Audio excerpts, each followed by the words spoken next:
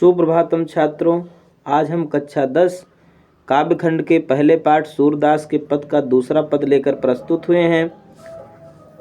देखिए, अभिगत गति कछु कहत न आवे।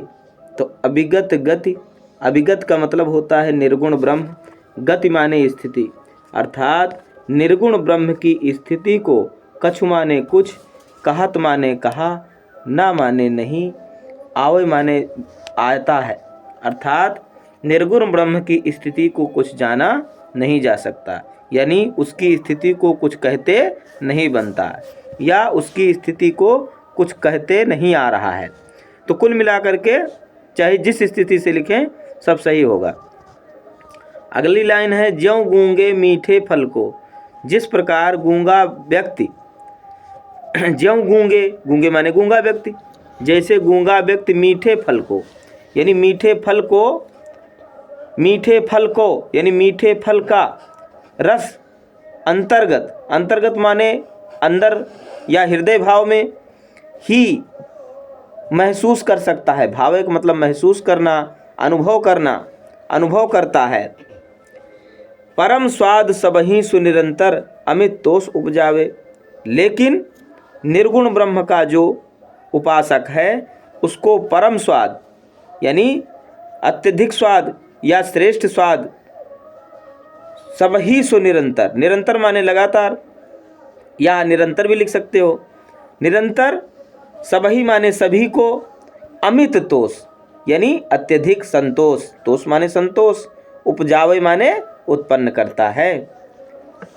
मन वाणी को, आगे सूरदास जी कहते हैं कि मन वाणी को अगम अगोचर सो जाने जो पावे। सूरदास जी कहते हैं कि मन और वाणी से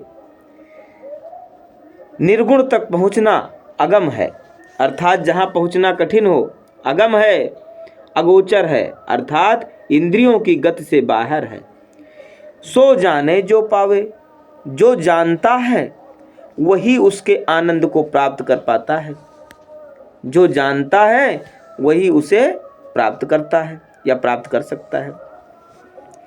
उस निर्गुण ब्रह्म का ना कोई रूप है, ना कोई आधार है, ना कोई गुण है, ना कोई जाति है, और ना ही उसको प्राप्त करने का कोई उपाय है। जुगति माने उपाय या उसके बारे में जानना। बिनु उसका ना कोई रूप है, ना कोई आधार है, ना कोई गुण है, ना कोई जाति है, और ना उसको प्राप्त करने का कोई उपाय है।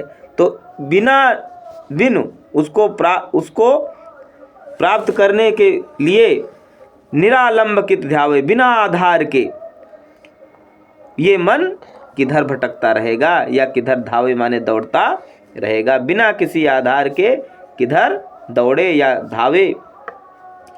सब विधि अगम विचार है, यानी सब प्रकार से, विधि माने प्रकार, सब प्रकार से या सब विधि लिख भी सकते हो। विधि अगम, अगम का मतलब जहाँ पहुँचना कठिन हो, यानी सब प्रकार से कठिनाई विचार करते हुए, कठिन विचार करते हुए सूरदास जी, ताते माने इसलिए सूरदास जी सगुण पद यानी सगुण पद का गुणगान कर रहे हैं या उसको गा रहे हैं। सगुण पद, सगुण का मतलब सगुण ईश्वर यानी श्री कृष्ण की भक्ति के पद गा रहे हैं। अगर वीडियो पसंद आए तो लाइक सब्सक्राइब करना ना भूलें। आशा है आपको वीडियो पसंद आएगा। धन्यवाद।